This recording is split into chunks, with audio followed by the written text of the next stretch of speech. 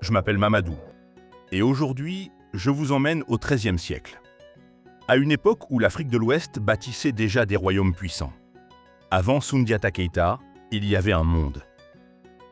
Au XIIIe siècle, l'Afrique de l'Ouest est au cœur d'un immense réseau commercial.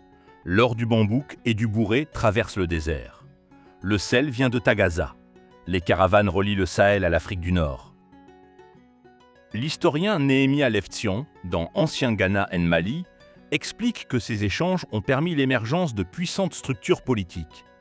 L'UNESCO, dans l'histoire générale de l'Afrique, confirme que ces États sahéliens étaient déjà organisés bien avant l'arrivée européenne. Avant le Mali, il y avait l'Empire du Ghana, un État prospère fondé sur l'or et le commerce transsaharien. Mais au XIIe siècle, le Ghana décline, et le monde mandingue se fragmente. Le monde mandingue n'est pas anarchique.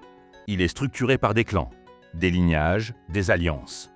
Joseph Kizerbo, dans Histoire de l'Afrique noire, rappelle que ces sociétés reposaient sur un équilibre entre autorité politique et légitimité spirituelle. Les griots sont les gardiens de la mémoire. Les forgerons détiennent un pouvoir sacré. La parole est une arme. Au début du XIIIe siècle, les royaumes mandingues sont divisés, faibles, vulnérables. C'est dans cette fragilité que surgit une nouvelle puissance. Le royaume Sosso, dirigé par Soumanguru Kanté, impose sa domination. Dans Sanjata ou l'épopée mandingue, Djibril Tamsir Niane décrit Soumanguru comme un roi redoutable. Mais Youssouf Tata Cissé rappelle que l'histoire orale amplifie souvent la figure du vaincu. Soumanguru soumet les royaumes mandingues. Il exige tribut, il contrôle les routes commerciales. Le Mandé est sous pression. Les alliances se brisent, les chefs hésitent. Les sources écrites sont rares.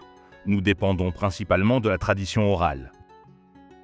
C'est pourquoi les travaux de Niane et Tata Cissé sont essentiels. Chaque époque de crise prépare l'émergence d'un leader. Mais à ce moment précis, personne n'imagine qu'un enfant infirme deviendra l'unificateur du Mandé. Son nom sera Soundiata Keita. Mais avant lui, il y avait la fragmentation, il y avait la peur, il y avait l'attente. Comprendre Soundiata, c'est d'abord comprendre le monde qui l'a rendu nécessaire. Dans le prochain épisode, nous entrerons dans l'ombre de Soumanguru Kanté. L'histoire africaine ne commence pas avec la colonisation, elle commence ici.